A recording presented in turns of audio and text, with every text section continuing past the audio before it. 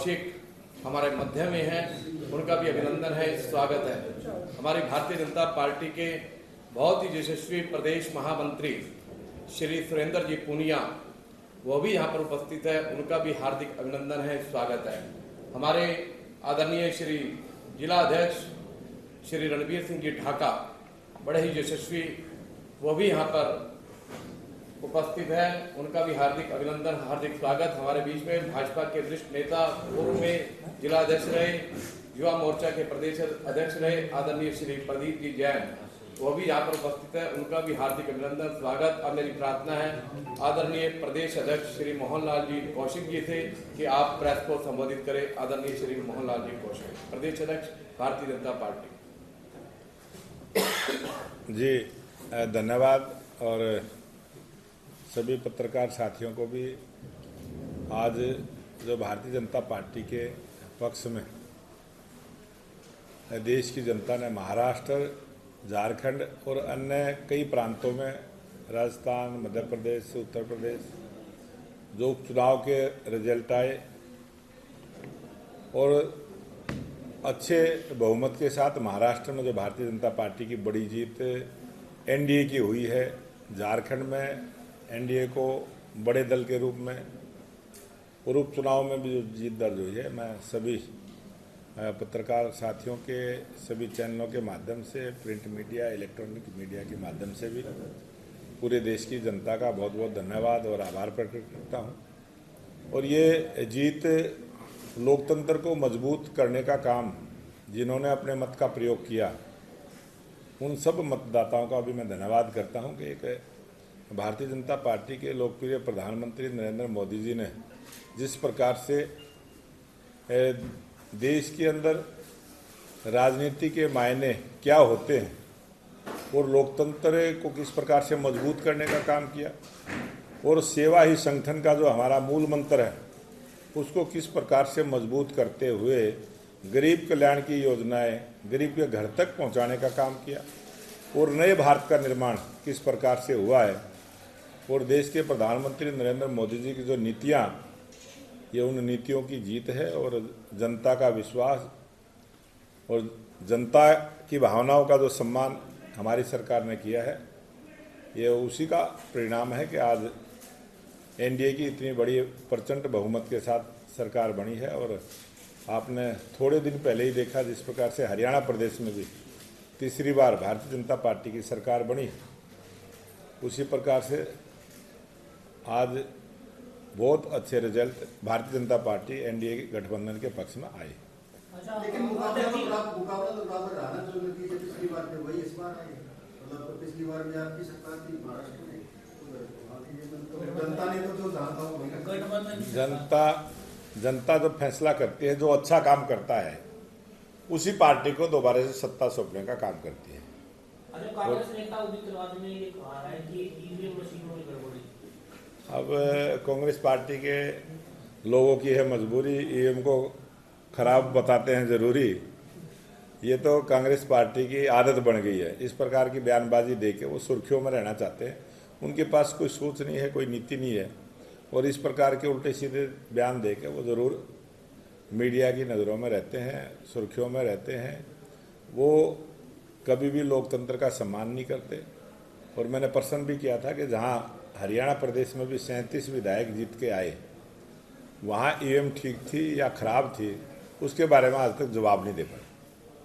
लेकिन जिस तरह से महाराष्ट्र एक बड़ी स्टेट है, उसका आने वाले और जो राज्यों में चुनाव होना है, असर पड़ेगा। देश में किसी भी प्रांत में चुनाव हो, भारतीय जनता पार्टी वहाँ जीत के आती है।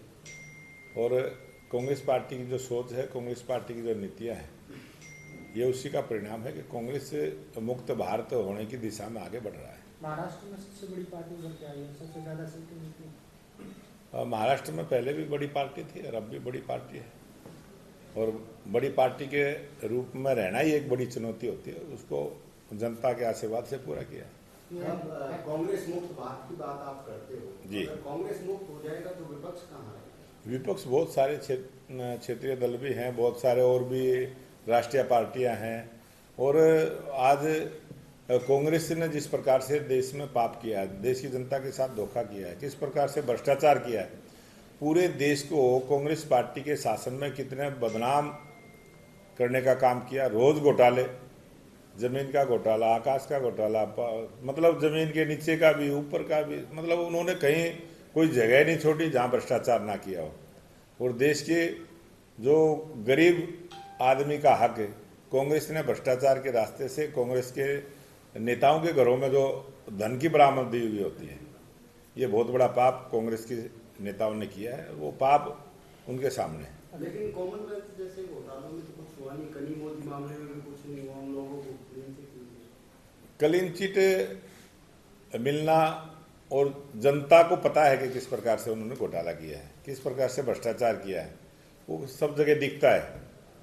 और उनकी सत्ता थी और कांग्रेस ने हमेशा से सत्ता का दुरुपयोग करने का काम किया है, और उसकी का ये परिणाम। अब नगर निगम और निकाय के चुनाव आने वाले, क्या पार्टी सिंबल पर लड़ेगी? भारतीय जनता पार्टी का हमारा नगर निगमों में, नगर परिषदों में पहले से ही है। कहीं कहीं नगर पालिकाओं में, जो छोटी नगर पालिका होती हैं, पहली बार होती है, वहाँ थोड़ा हम जो राष्ट्रीय नेतृत्व है वो स्टेट बॉडी पर छोड़ता है।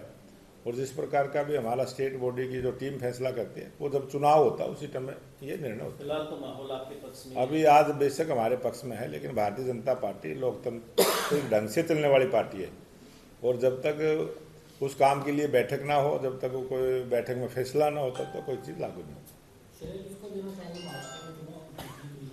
ये जो भारतीय जनता पार्टी की महाराष्ट्र में, झारखंड में और उपचुनाव में जीत हुई है, देश के लोकप्रिय प्रधानमंत्री नरेंद्र मोदी जी की नीतियों की जीत है, उनके परिश्रम की जीत है, उनके विश्वास की जीत है, और जनता ने उन पर भरोसा किया।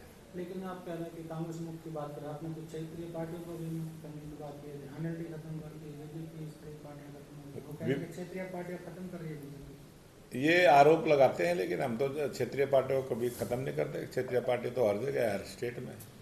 दिल्ली को लेकर किस तरह सोचते हैं, क्योंकि आम आदमी पार्टी ने सीटें भी डिक्लेयर करना शुरू। आम आदमी पार्टी की जो राजनीति है वो आज दिल्ली में और पंजाब में देश की जनता ने देखी है, किस प्रकार से दिल्ली के माहौल को ख़राब किया है, किस प्रकार से पंजाब में पूरी तरह से माहौल को ख़राब कर रखा है।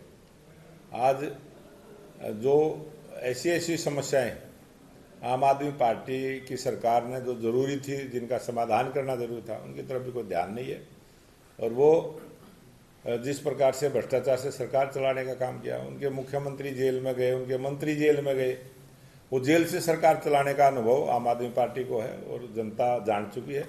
आने वाले चुनाव में उसका रिजल्ट देखने को मिलेगा। वहीं प्रदेश अध्यक्ष हैं कांग्रेस के, वो कह रहे हैं इस बार जो इन गड़बड़ी है 14 सीटों को लेकर हमारे पास सबूत है, वो हाईकोर्ट का रुख करेंगे। ये इस प्रकार की बयानबाजी उन्होंने दी है, और उन्होंने जो हमें जानकारी मिली है कि उन्होंने कोई केस फाइल भी किया है, और जो केस फाइल किया है, जब कोई नोटिस आएगा तो जानकारी मिलेगी कहाँ क्या केस फाइल किया है। क्या वास्तव में ऐसा हुआ है जी? क्या वास्तव में ऐसा हुआ जिस तरह क्या वो कह रहे हैं कि धन बल का सब काम धाम धन बीजेपी ने अपनाया, पैसे बांटे, मैंने तो पिछली पीसी में सबूत तक दिखाई दे बीजेपी ने पैसे बांटे। और हम सबूत के साथ आपके मीडिया के सामने भी, और माननीय कोर्ट में भी, और कोर्ट में भी वो सारे सबूत देने का काम किएंगे जो कांग्रेस ने जिस प्रकार से किया है।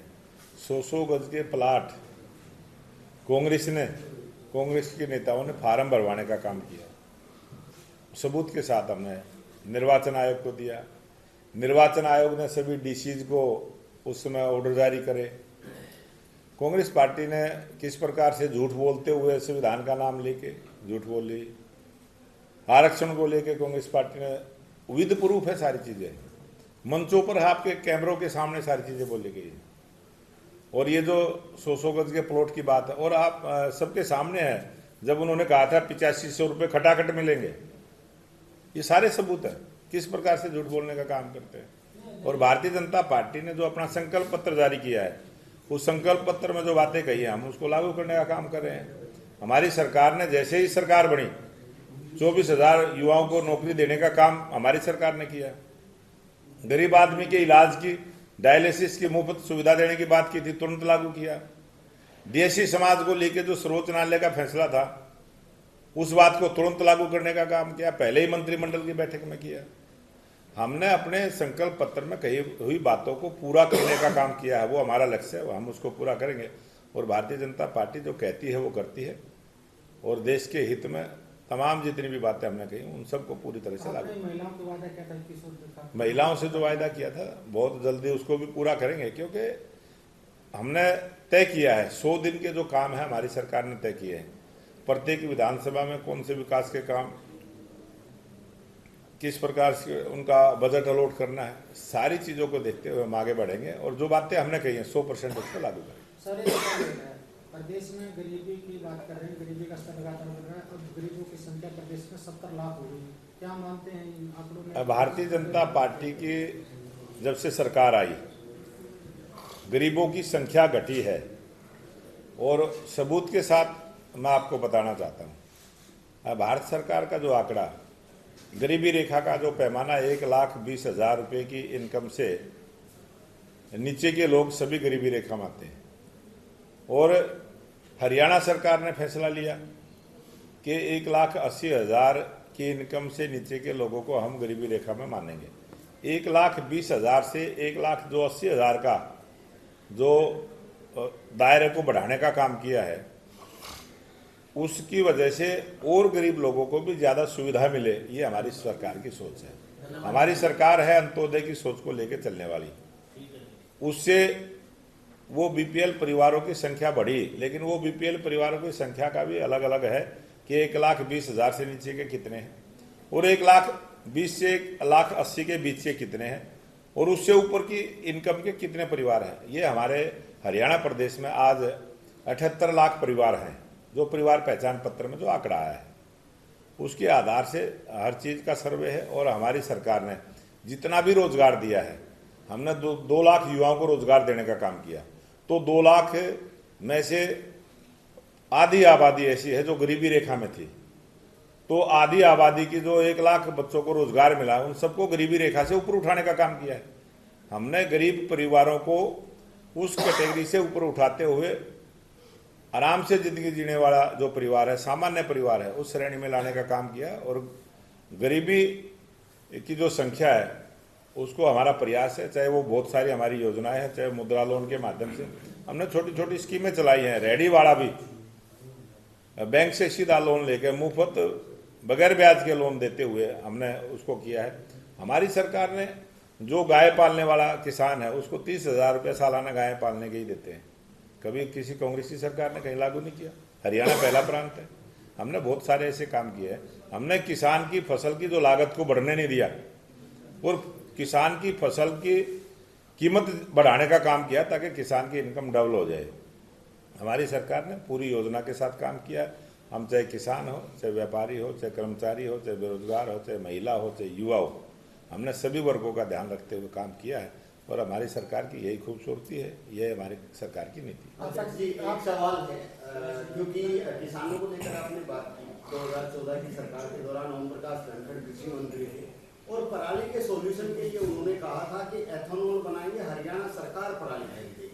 लेकिन ऐसी कोई सरकारी एजेंसी अभी तक किसानों के दरवाजे पर नहीं पहुंची जो पराली खरीद सके और इसका कोई सॉल्यूशन निकल सके। आज से 4 वर्ष पहले हमारी सरकार ने पानीपत में एथेनॉल का प्लांट इंडियन ऑयल के कॉम्बिनेशन में बिल्कुल रेडी है और पराली को खरीदने का काम करते हैं और पूरी व्यवस्था की है। हमने पराली प्रबंधन को लेके एक योजना बनाई और आज हरियाणा का किसान इसलिए पराली नहीं जलाता क्योंकि पराली की 7,000 से 10,000 रुपये में पराली बिकती है 1 एकड़ की।